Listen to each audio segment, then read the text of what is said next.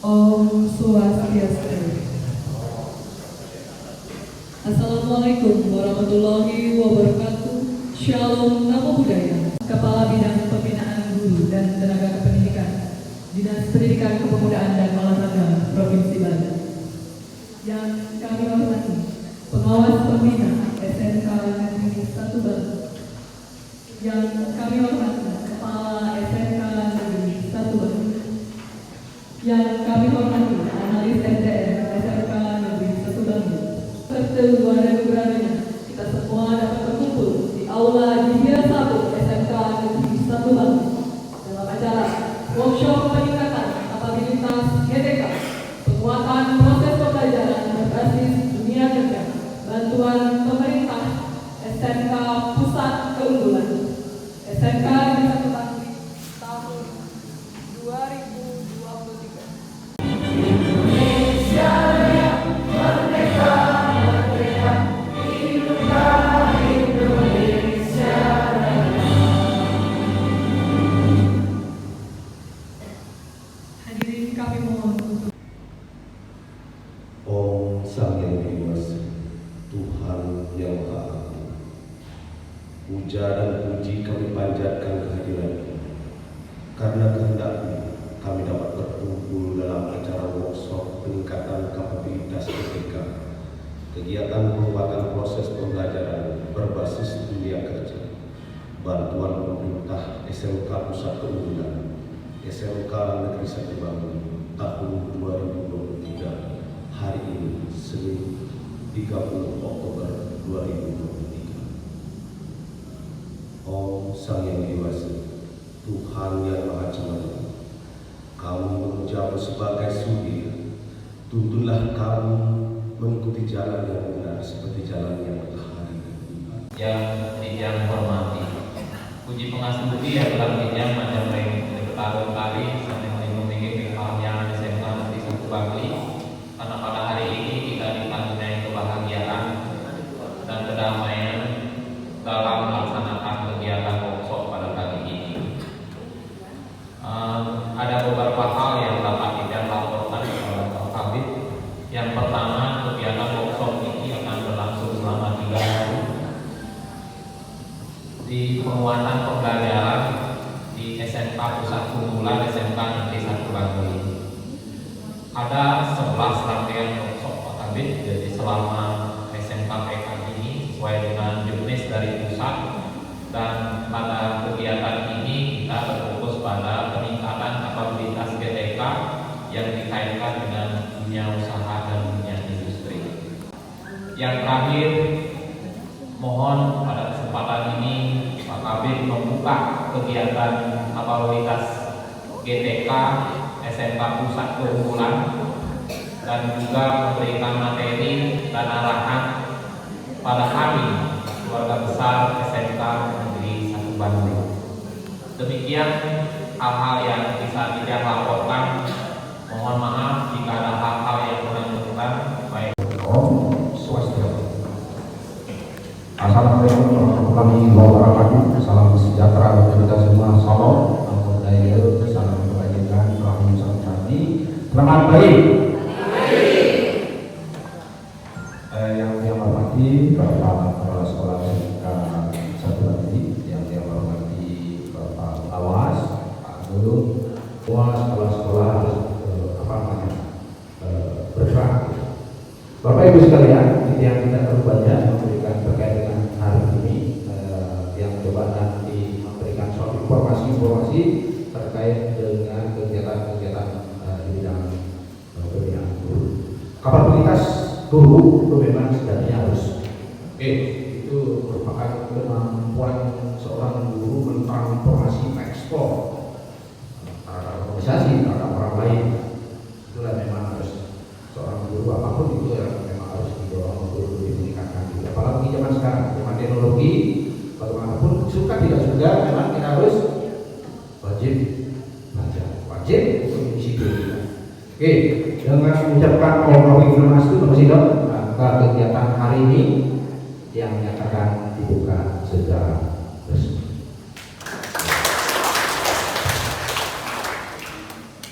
Yang lanjut lagi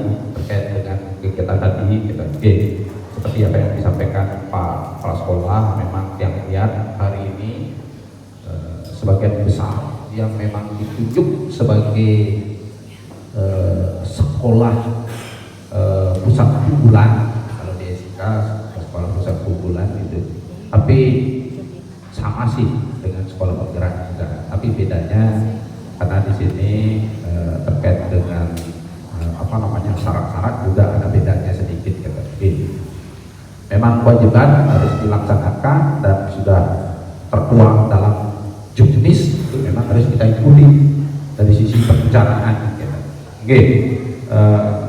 Sekolah pusat unggulan ini memang programnya pemerintah pusat, di mana dinaungi oleh Direktorat Vokasi ya Pak ya. Vokasi beda-beda sekali nih, karena Titian sendiri di bidang penggunaan guru yang lebih banyak tahu itu sebenarnya sekolah bergerak. Itu pekerjaan itu berdasarkan apa? Sudah barang itu berdasarkan tugas pokok dan fungsi pasti. Artinya kelihatan parsial sekali, parsial, tidak ada koneksi, tidak ada koneksi. Karena terkait dengan sekolah bergerak, kita di pemerintah provinsi Bali itu ada tim. Kalau di ada timnya, ada pokoknya gitu ya.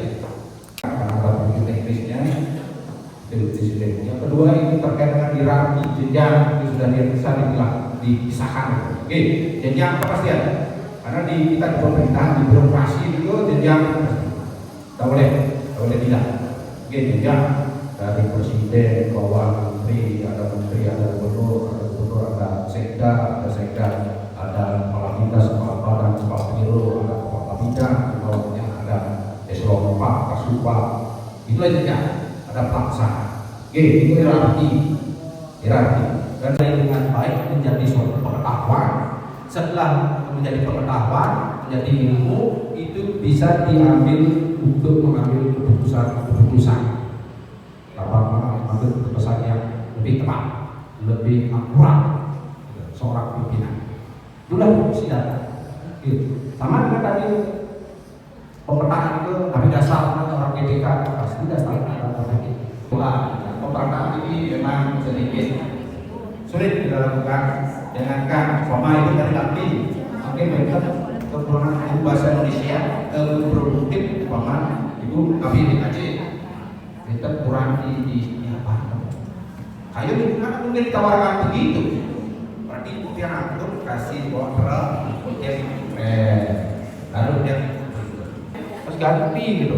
Oh ini luar biasa nih kelas sekolah neneknya luar biasa. Dia sudah berapa? 2 periode di sekolah ini kok begitu saja stagnan ya, tidak maju. Kalau konsep maju nih kan harus bergerak, kan itu kan bergerak konsep maju gitu. Kalau tidak bergerak tidak mungkin konsep maju gitu. Dia tidak bergerak, stagnan begitu saja. Oh Pak sekolah ini 2 menit sana putar. Bapak Ibu, apalagi sebagai sekolah penggerak yang nantinya akan menjadi sekolah rujukan bagi sekolah yang lain, tentunya Bapak Ibu harus betul-betul bisa melaksanakan implementasi kurikulum merdeka dengan benar. Akan bagikan kertas ini satu-satu. Silakan Bapak Ibu tuliskan pertanyaan tentang IKN. Nah, ada kita fokus pada perencanaan pelajaran, boleh dibanani waktu juga, boleh nanti kita akan diskusikan. Setelah Bapak Ibu tulis pertanyaan, lalu ya dibecek ya. Kemudian nanti bawa ke temannya lain satu, masuk lagi satu.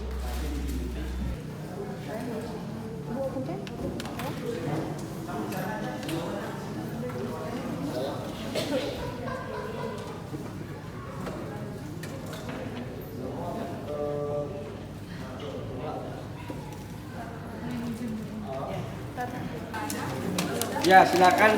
Kalau sudah saya mulai dari sana. Bentar. Sudah jadi nomor 1. Hah? Kok dari sana? Gak jadi nomor 1 jadi. Iya betul.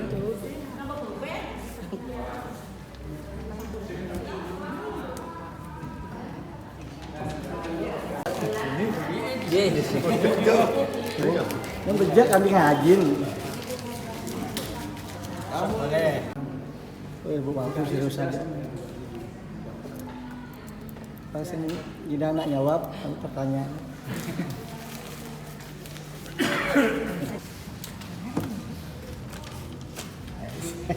Kaprapura. Bejat. Ini becek. Ini.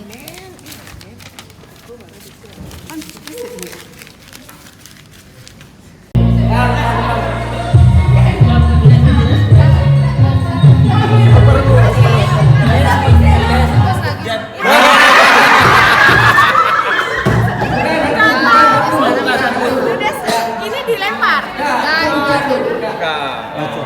Bagaimana tahapan implementasi IKM di sekolah? Tahapan implementasi IKM di sekolah. Pertama ada rencana, Pak, rencana pembelajaran. Yang kedua ada alur pembelajaran. Ada capaian pembelajaran. Setelah itu ada alur pembelajaran. Dan yang keempat modul, Pak. Tahapan yang saya tahu pertama di sekolah ini memilih kurikulumnya mandiri berubah, sehingga untuk mandiri belajar, kemudian mandiri berubah sehingga modul yang kita peroleh itu kita adopsi dari modul yang sudah ada. Cuma di kenyataannya, di pengalaman saya sendiri, belum semua bisa kita adopsi kemudian kita laksanakan. Kita juga masih sering memakai cara-cara kita di K13.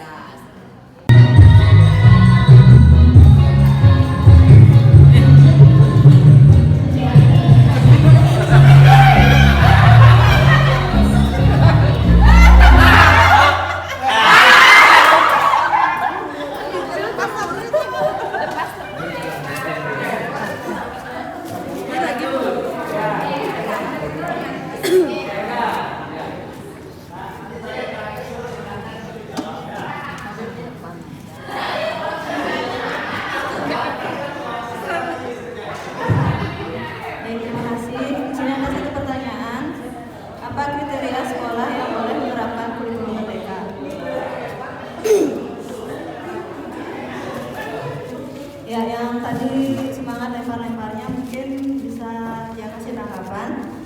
Untuk menurut dia sendiri, untuk sekolah atau kriteria sekolah yang boleh menerapkan kurikulum merdeka itu untuk semua sekolah, karena itu merupakan kurikulum. Nanti untuk kesiapannya mungkin dari segi sarana prasarana dan tenaga pengajarnya. Itu menurut saya.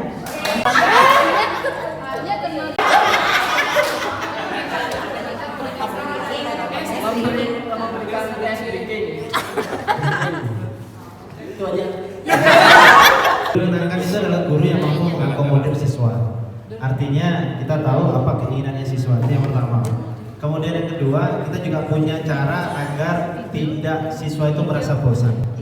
Kalau siswanya bosan, itu biasanya tidak tertarik. Mungkin beberapa tahun yang lalu itu ada pepatah, seorang guru mengatakan, jangankan materinya, kalau gurunya saja tidak disukai, itu pasti tidak akan pernah dilihat. Mungkin itu Pak tadi saja. Ternyata itu juga saya sudah boleh guru pengganti. Saya guru bahasa Inggris. Mungkin hari Senin dapat bahasa Inggris, gurunya 2, 1 tidak mengajar, ada jam, maka Bapak Ibu bisa minta ke guru yang lain untuk memberikan pembelajaran dengan memberikan RBP yang Bapak Ibu siapkan, dan RBP itu harus mudah dimengerti. Nah, ini di sana proses juga disampaikan dalam belajar itu intinya kan sederhana. Ini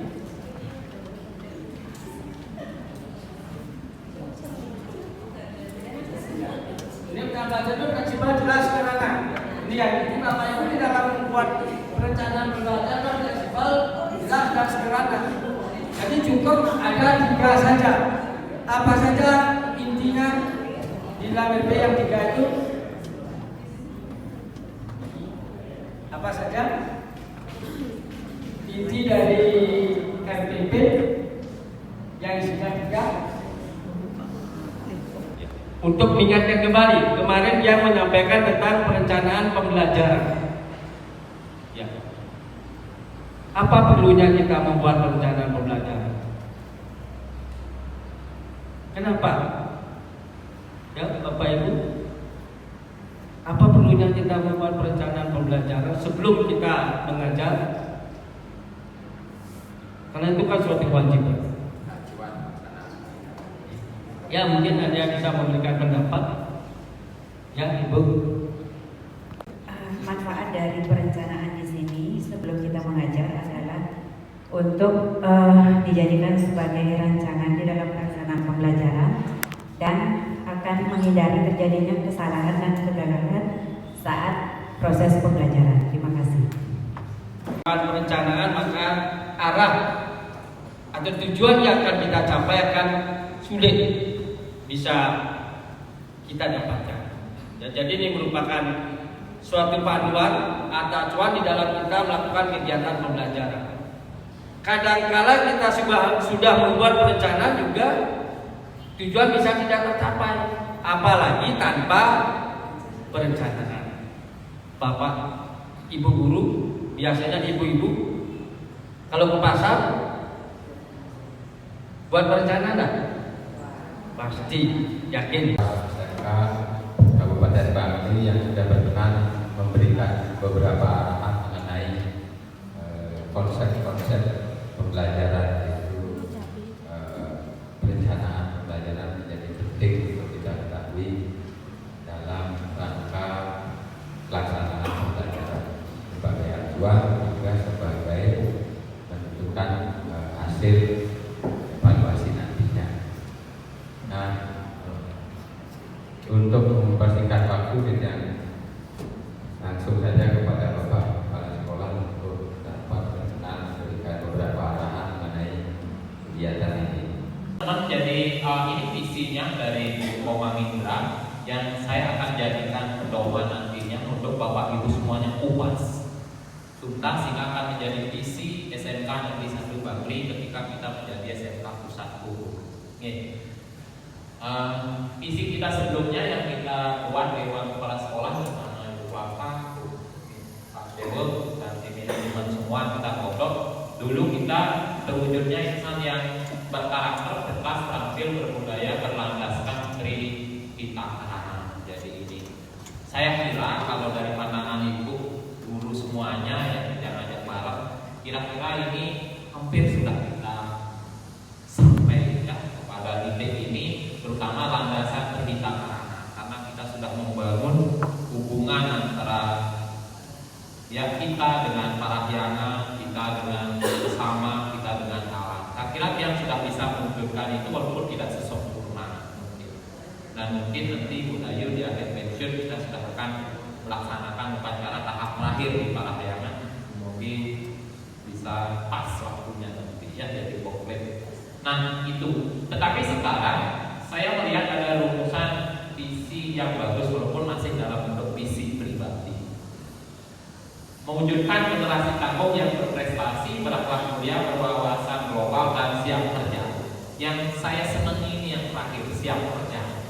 Jadi, nah itu sama dengan murid, mungkin sama dengan generasi tangguh, sama dengan sesuatu itulah jadi objek yang nanti ini. Jadi hampir mirip, mungkin generasi tangguh, ya. Jadi mungkin nanti silakanlah. Mungkin hari ini belum bisa selesai, tetapi ini akan menjadi diskusi ketika mungkin nanti di tahun yang akan datang, di semester yang akan datang kita godok lagi. Selamat pagi Bapak Kepala Sekolah, selamat pagi Bapak, dan selamat pagi rekan-rekan guru sekalian. Pertama saya mengucapkan terima kasih banyak atas kesempatan yang diberikan secara Bapak. Ini adalah tugas saya sebenarnya, ini adalah untuk merumuskan visi pribadi terkait tugas penjelasan visi dan prakarsa perubahan sekolah. Nah, jadi di sini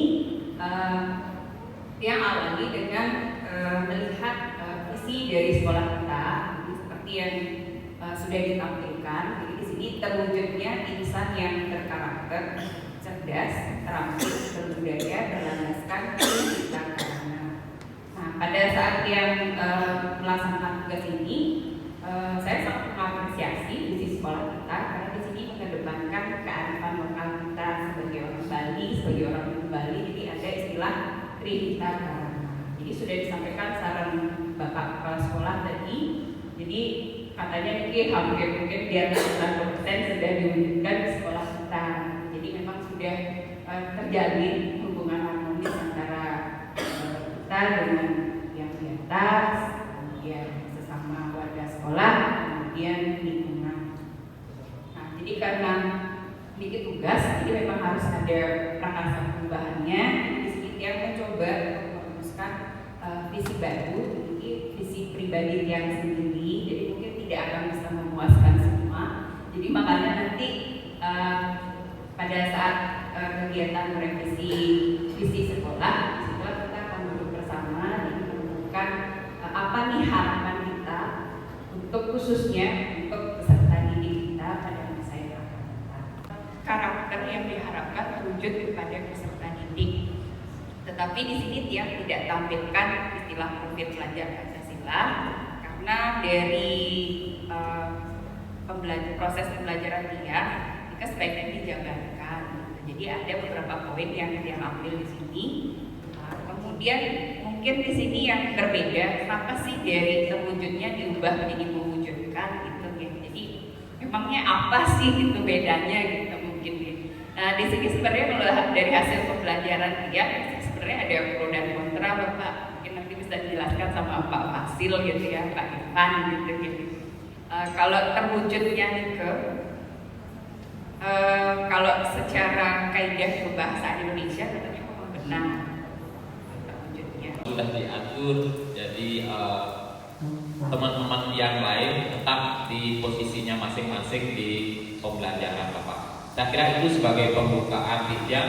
Untuk selanjutnya waktu sepenuhnya Tijan serahkan kepada Pak Kabit untuk mengatur jalannya kegiatan ini. Oke, tulis. Hormat Bapak Serka Indonesia Tadi, yang juga saya muliakan, kami hormati CEO Dokter Bapak Dr. Jos, beliau adalah Rektor Universitas Teknik Semarang. Yang pada siang ini memang sengaja saya ajak keliling Bali. Boleh hapus beliau. Yang saya hormati juga Bapak Ibu Guru dan teknik yang sedia di pada siang ini yang saya hormati dan saya muliakan pula. Selamat pagi.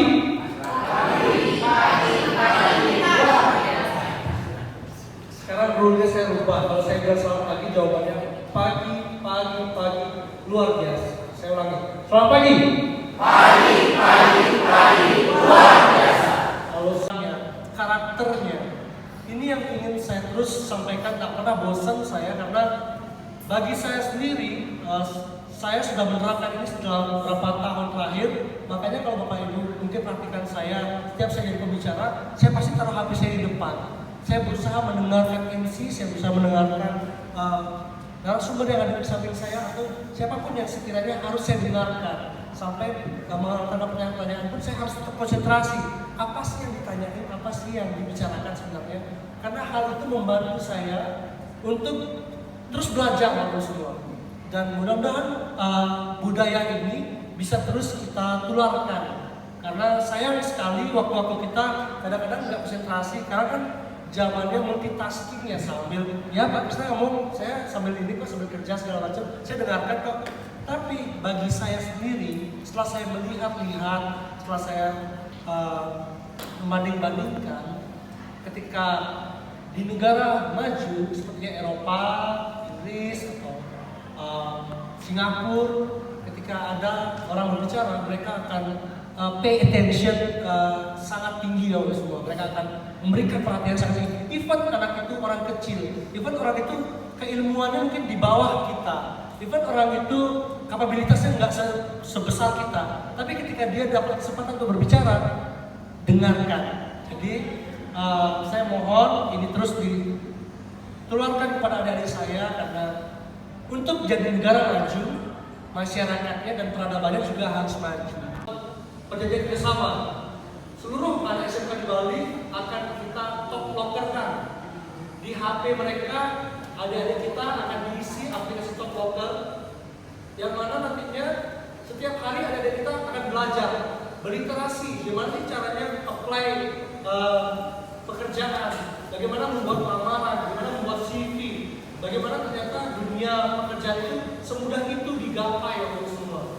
Dan jika akhirnya tamat dari SMK mereka memilih untuk tidak bekerja, itu bukan urusan kita lagi, itu bicara mentalitas. Tapi kalau lulus dari SMK satu Bakti bilang sulit cari kerja, itu masalah kita bersama waktu semua. Dan ini yang akan kita dekatkan, karena angka 4,1% lulusan SMK di Bali itu tidak mencetak angka pengangguran. Kalau tahun lalu jumlah lulusan SMK 90.000, ada 3.600 yang nggak ada kerja di Bali. Satu-satu. Assalamualaikum warahmatullahi wabarakatuh. Selamat sore. Boleh tepuk tangan dari sekalian.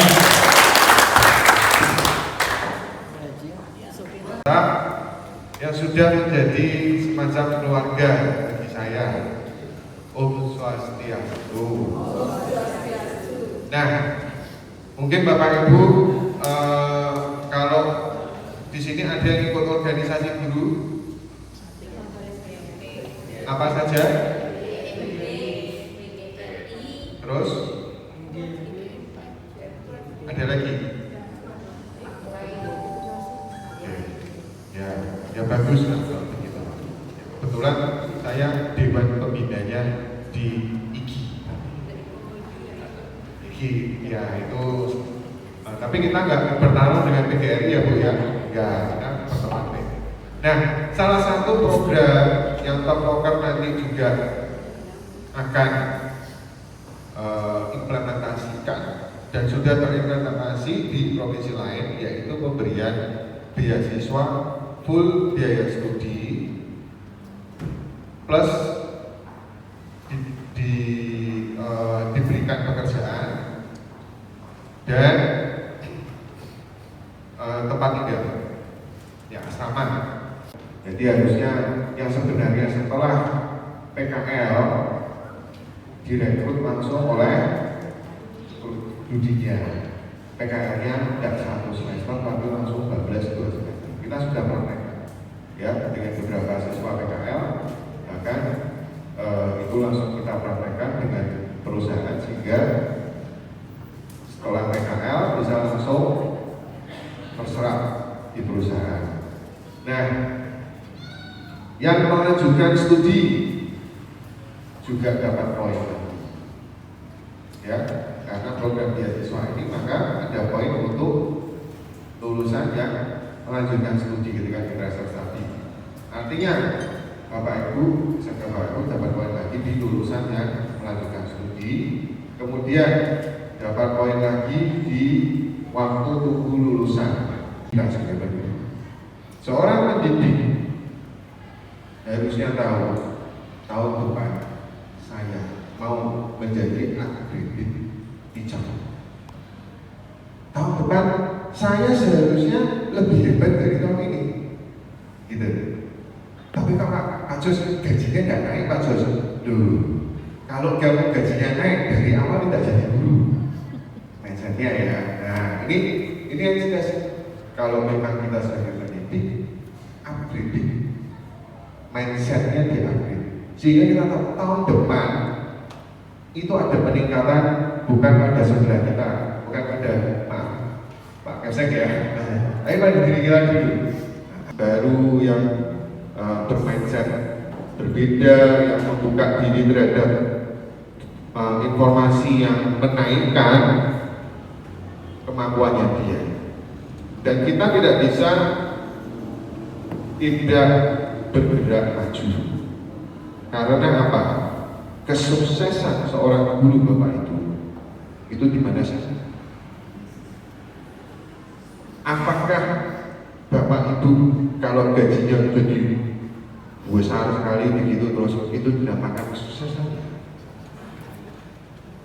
Rekomendasi Bapak sehingga kami bisa mendapatkan SMK pusat unggulan dari dulu memang diusulkan, tapi karena betul dengan jurusan kami tidak bisa, tapi karena rasa restu Pak Kabin kita membuka pesaing komunikasi visual, akhirnya tahun ini kita bisa lolos di kementerian untuk mendapatkan SMKPK, dan mohon dukungannya untuk selanjutnya agar teman-teman kami bisa lebih berkembang di sini. Terima kasih. Mungkin sebagai akhir kata minta testimoninya tentang apa yang Bapak tuju kita.